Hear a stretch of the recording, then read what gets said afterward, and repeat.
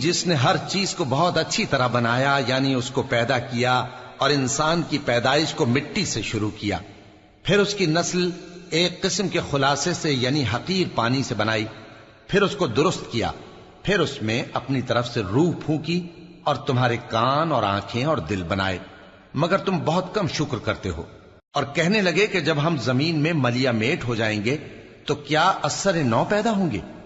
حقیقت یہ ہے کہ یہ لوگ اپنے پروردگار کے سامنے جانے ہی کے قائل نہیں۔ کہہ دو کہ موت کا فرشتہ جو تم پر مقرر کیا گیا ہے تمہاری روحیں قبض کر لیتا ہے،